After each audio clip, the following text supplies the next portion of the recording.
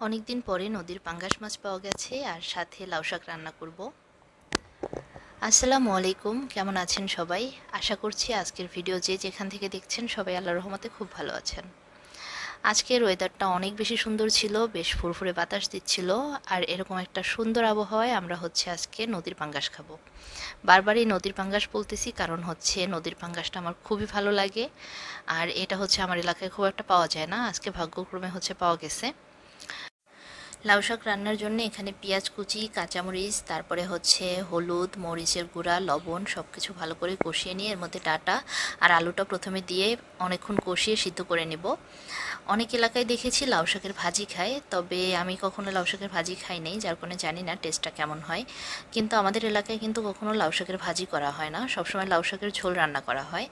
আর এই লাউ শাক রান্নার ক্ষেত্রে কিন্তু চিংড়ি মাছ ব্যবহার করা হয়, যেটা আমি দেই নাই কারণ আমার শাকের মধ্যে বিশেষ করে লাউ শাকের মধ্যে চিংড়ি মাছটা খেতে ভাল লাগে না।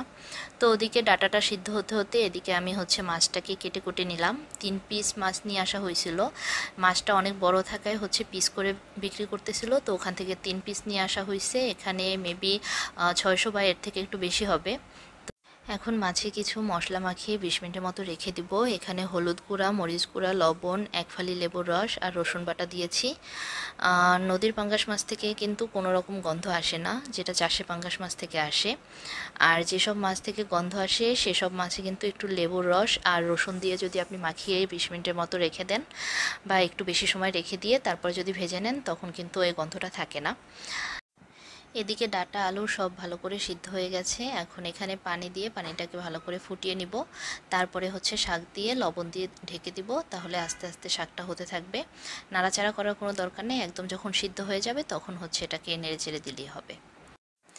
এখন যখন রান্না করতে যাই তখন মাঝে মাঝেই ভাবি যে ছোটোবেলায় আমি পাকনামি করে এক একটা রান্না করতে যেতাম, আর খাবারগুলোর ওই যে বলে না সত্যানাশ করে দেয়া, তো আমি ওরকম সারে সর্বনাশ করে দিতাম। কিন্তু তারপরেও আম্মু কখনোই আমাকে রান্না করতে বাধা দিত না।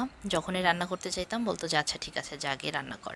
আর সেই খাবারগুলোর টেস্ট কিন্তু অনেক বাজে হইতো, কিন্তু তারপরেও আব্বু আম্মু কখনো খাবারটা ফেলে দিত না, খুব মজা করে খাবারটা খেয়ে ফেলতো। আসলে সন্তানের সব কিছুই বাবা মায়ের কাছে ভালো লাগে, যার কারণেই হয়তো ওই দিনের অত খারাপ রান্নাগুলোও তারা খেতে পারছে।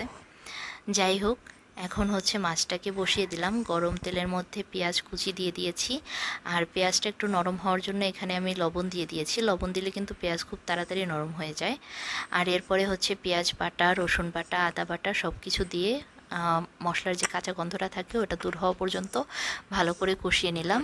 এরপরে আবার এখানে হলুদ গুঁড়া, মরিচ গুঁড়া, তারপরে পরিমাণ মতো লবণ, তারপরে জিরার গুঁড়া দিয়ে ভালো করে কষিয়ে নিচ্ছি। মশলা আসলে যত বেশি কষাবেন আপনার খাবারটা খেতে অত বেশি মজা লাগবে, তাই একটু সময় নিয়ে ধৈর্য ধরে মশলাটা ভালো করে কষিয়ে কষিয়ে রান্না করলে দেখবেন যে খাবারের টেস্ট অনেক বেশি বেড়ে যাবে।